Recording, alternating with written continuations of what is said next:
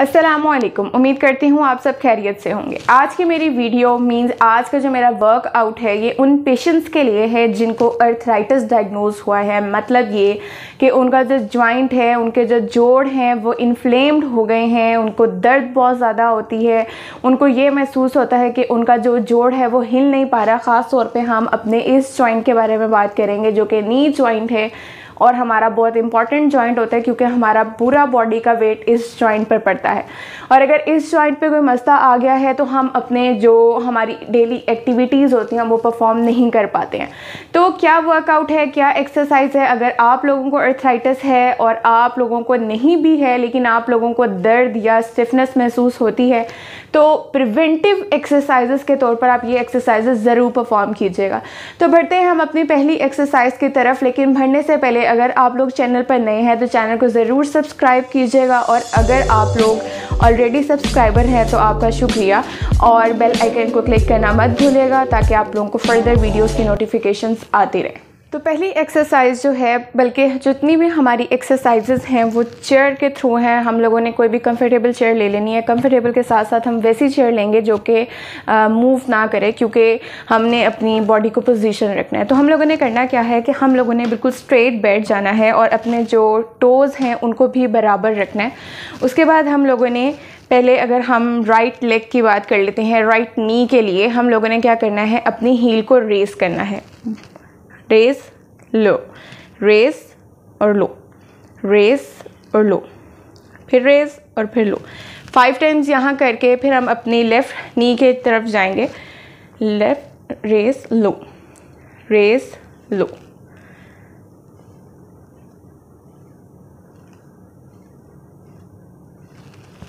तो ये थी हमारे पास पहली एक्सरसाइज जिसमें हमने अपनी हील्स को रेस करना है। उसके बाद हम लोगों ने क्या करना है, सबसे मोस्ट इम्पॉर्टेंट जो बात वो ये है कि हम लोगों ने अपनी कमर को इस तरह करके नहीं बैठना, रिलैक्स नहीं करना। हमने अपनी बॉडी को, हमने बिल्कुल स्ट्रेट बैठना है ताकि हमारी बॉडी बैलेंस रहे और हम पोजीशन रहे। तो हम अपनी चलते हैं दूसरी एक्सरसाइज की तरफ। तो दूसरी एक्सरसाइज पे हमने क्या करना है, हमने अपने टोस को रेस करना है ताकि हमारे ये जो एंटीरियर मसल्स हैं या जो ये जो साइड पे मसल्स हैं शिन के, वो मूव करें। हमने उनको स्ट्रेंथ प्रोवाइड करनी है। तो सबसे पहले हम अपने राइट लेग की तरफ चलेंगे। तो ये टोस को हम उठा लें। अब हम लेफ़्ट की बात करते हैं। कमर बिल्कुल सीधी रखनी है, हमने अपनी बॉडी को बैलेंस रखना है क्योंकि इन एक्सरसाइजेस में हम अपनी बॉडी के बैलेंस को भी मेंटेन करें। अगर आप लोग चाहते हैं कि आप लोगों को ज़्यादा बैलेंस मिले तो आप लोग चेयर के थ्रू ऐसे हाथ भी रख सकते हैं पकड़ने के लिए, लेकिन इट्स नॉट इम्पॉर्टेंट। लेकिन अगर आप लोग चाहते हैं ताकि आप लोगों को सपोर्ट मिले तो आप लोग हाथों को इस तरह चेयर के साथ प्लेस कर सकते हैं। इसी तरह ही हम दूसरे टांग को अब रेस करेंगे। टोस को हमने अब उठाना है, और ये जो एक्सरसाइज है ये हमारे एंटीरियर मसल्स और जिनको यहाँ पे पेन होती है, बेसिकली जितनी भी एक्सरसाइजेस हैं ये हमारी नी अर्थराइटिस के लिए है। नी में जिनको पेन होती है, जिनको घुटने में बहुत ज़्यादा दर्द होती है, ये उनके लिए है। तो चलते हैं हम अपनी तीसरी एक्सरसाइज की तरफ। ये थी हमारी दो बहुत सिंपल और बहुत इजी सी एक्सरसाइज। नेक्स्ट जो हमारी एक्सरसाइज है वो नी के अराउंड जितने भी मसल्स हैं, ये जो घुटने के अराउंड हमारे मसल्स हैं, हमने इनको वर्कआउट पे लेकर आना है। तो हम लोगों ने करना क्या है कि हम लोगों ने सीधा बैठ जाना है। कमर को हम लोगों ने इस तरह नहीं रखना क्योंकि हम अपनी बॉडी को बैलेंस कर रहे हैं। मैं बार बार आप लोगों को इसलिए बता रही हूँ ताकि आप लोग इस चीज़ को देखें, इससे बहुत इफ़ेक्ट पड़ता है हमारी एक्सरसाइजेस पे। तो हम लोगों ने करना क्या है कि बिल्कुल स्ट्रेट बैठ जाना है, टांग को थोड़ा सा उठाना है और रेस, फिर डाउन, फिर नीचे, फिर उठाना है, स्ट्रेट, फिर डाउन और फिर नीचे, फिर उठाएं ऐसे और डाउन। अब हम लेफ़्ट लेग की बात करेंगे।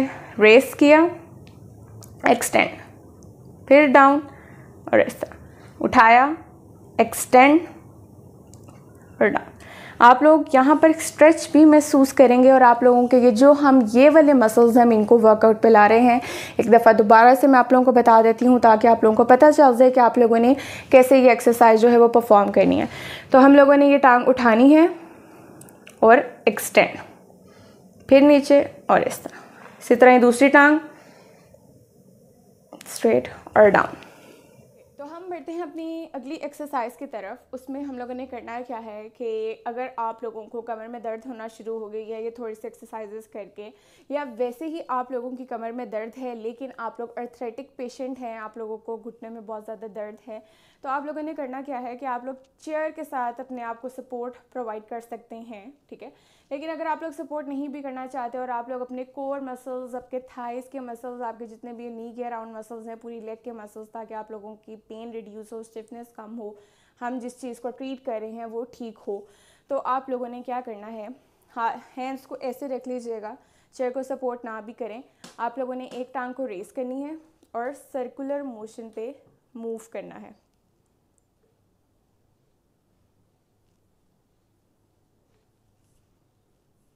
इसी तरह ही दूसरी टांग के लिए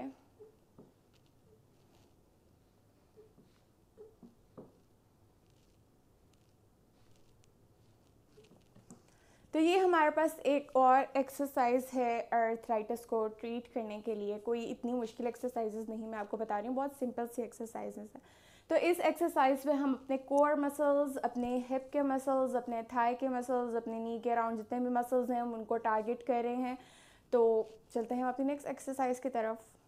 नेक्स्ट एक्सरसाइज में हमने क्या करना है, हम लोगों ने थोड़ा सा आगे होके बैठना है, ठीक है, बिल्कुल पीछे नहीं होके बैठना, थोड़ा सा आगे होके टांग को सीधी और फॉरवर्ड मूव करना है। आप लोग यहाँ पर एक स्ट्रेच महसूस करेंगे अपनी at the back of thigh, back of the leg, या अब हम जो हमारी पिछले मसल्स हैं उनको स्ट्रेच प्रोवाइड करें ताकि पेन रिलीफ हो, स्टिफनेस कम हो, ठीक है। तो ये कमर बिल्कुल सीधी रखनी है। इसी तरह ही दूसरी टांग के लिए I can feel a stretch आप लोग भी महसूस करेंगे अगर आप लोग करेंगे।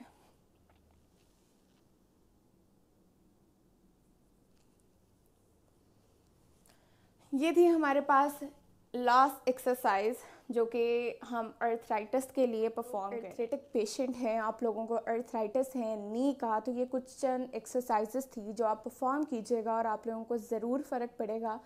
और अगर आप लोगों को फ़र्क पड़ रहा है तो प्लीज़ कमेंट में ज़रूर बताइएगा, और अगर आपको किसी भी चीज़ से रिलेटेड कोई क्वेश्चन है तो आप लोग कमेंट में पूछ सकते हैं।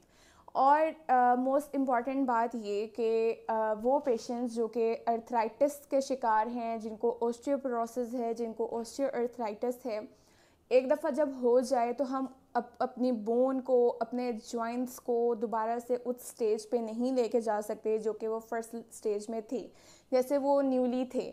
क्योंकि जैसे जैसे एज बढ़ती जाती है हमारी बॉडी के अंदर चेंजेस आती रहती हैं, तो हम उसको ठीक नहीं कर सकते हैं, लेकिन हम अपने उस लाइफ स्पैन को बढ़ा सकते हैं। हम उसको फर्दर कोई डिफॉर्मिटी कॉज करने से, या बिल्कुल ही आप लोग अपने जॉइंट से हाथ धो बैठें तो हम उसको प्रिवेंट कर सकते हैं, ठीक है। मेडिसिन भी लें अगर आप लोगों को किसी डॉक्टर ने रिकमेंड की है, और आप लोग मेडिसिन के साथ साथ ये एक्सरसाइजेज भी ज़रूर परफॉर्म कीजिएगा, आप लोगों को बेहतर महसूस होगा। Thank you.